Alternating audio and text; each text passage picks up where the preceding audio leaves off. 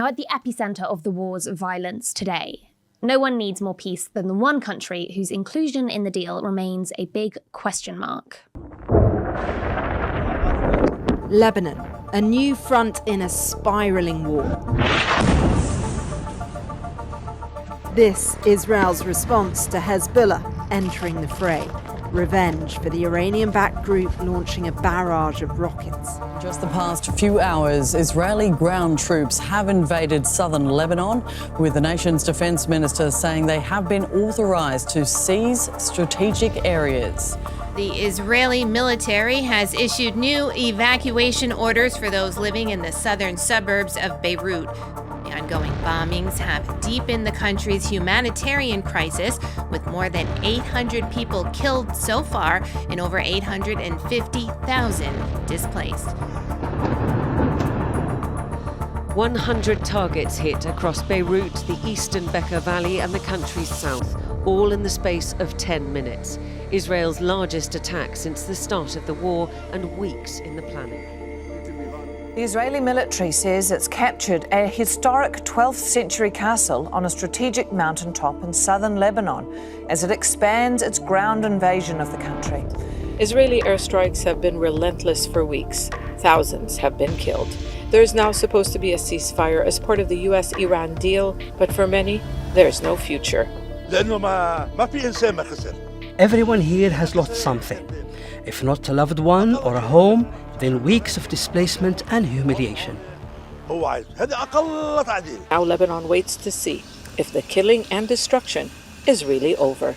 Now, when the breakthrough with this peace agreement was announced on Sunday, Pakistan's Prime Minister Shehbaz Sharif, whose nation has been mediating, said it included the immediate and permanent termination of military operations on all fronts, including in Lebanon. That's a quote. If this is true, it appears to be true on paper alone so far. Israel's Defense Minister Katz said that the military will not withdraw from the swathes of Lebanon's south that it has occupied. He said these security zones, as they call them, will be cleared of local residents and all terror infrastructure, as they call it, destroyed.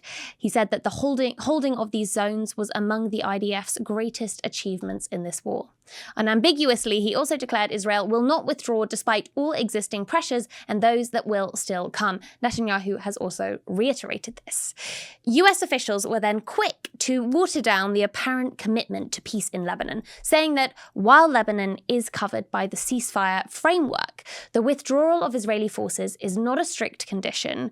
Israel, they said, would retain the right to self-defense. Where does that leave Lebanon? And does any deal exist without it? Fawaz Jarjiz is a Lebanese-American academic and author of The Great Betrayal, The Struggle for Freedom and Democracy in the Middle East. He joins me now. Fawaz, welcome back to MEE Live.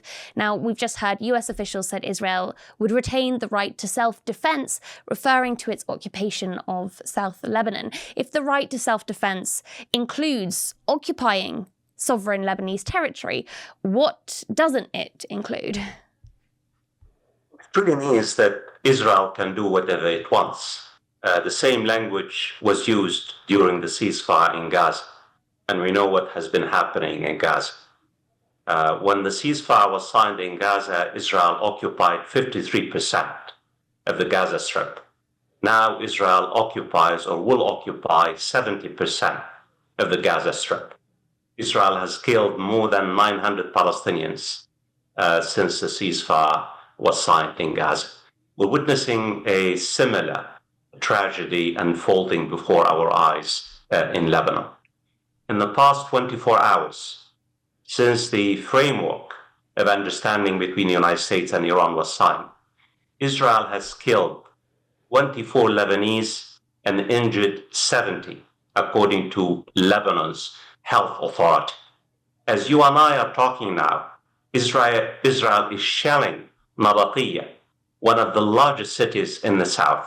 It's burning homes, razing homes, and basically under the idea trying to consolidate the areas under its occupation, what it calls the security zone. So the big picture for our viewers, nothing seems to have changed since the framework was signed, and I doubt it very much whether Israel will end its offensive or even pull out its forces from southern Lebanon.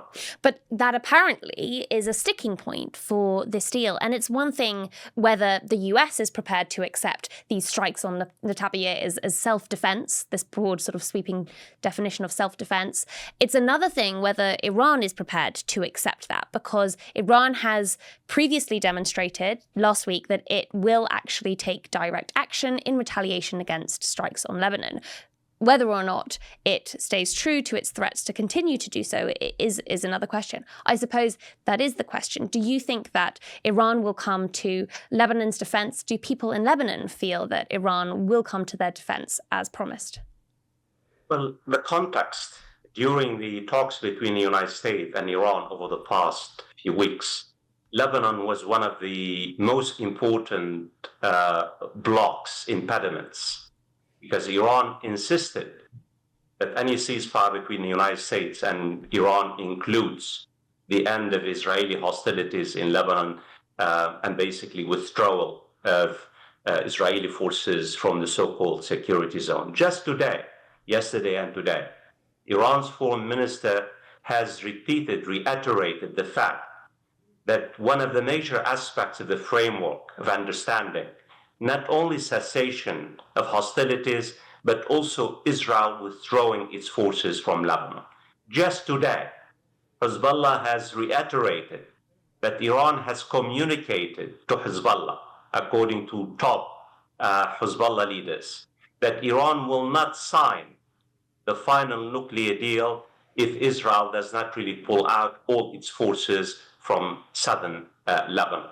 So the fact is that Israel has already rejected the linkage between the American-Iranian framework of understanding and its occupation of a so-called security zone. The question on the table is the following. Will President Trump have the desire and will to exert pressure on Netanyahu in order not only to stop, to end hostilities, but also to pull out from southern Lebanon? So far, I'm not convinced, because Netanyahu will find ways and means to continue his forever war, as we have seen in Gaza, and now we are seeing in Lebanon. And the bigger question for our viewers, for our listeners, is that Benjamin Netanyahu is facing the battle of his life. His political future, his political legacy is on line, because there will be elections in Israel, and there is widespread sentiment inside Israel that his overarching strategy has failed.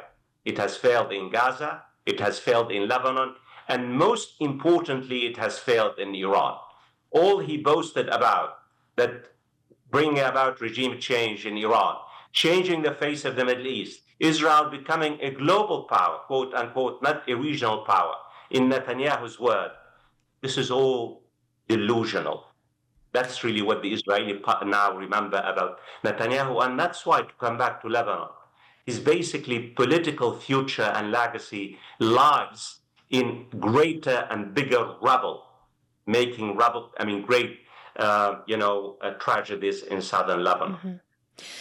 And if it falls upon Trump to act to restrain Netanyahu in order for this peace deal to go ahead, so far from Trump, we have seen little more than a willingness to use very strong language, a very angry language in phone calls with the Israeli Prime Minister. But it will be very interesting to see if that changes.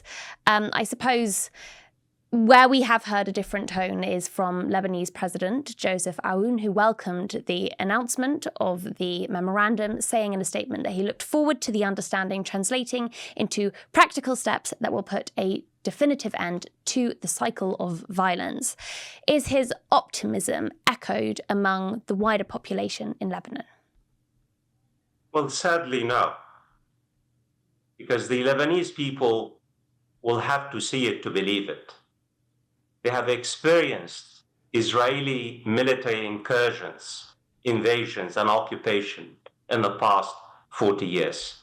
They know what Israel is capable of.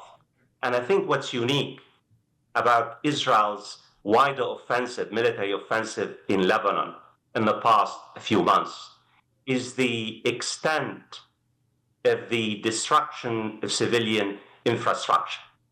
is the extent of the destruction of all ingredients aspect of life in the south. What Israel is really trying to do is to prevent the return of hundreds of thousands of Lebanese to the south, because by razing not only their villages and their hamlets, destroying basically the habitat. And this tells me, and the Lebanese people know, that Israel really is trying to occupy a security zone, a huge security zone for a long time. Fawaz Gerges, thank you so much for joining me once again.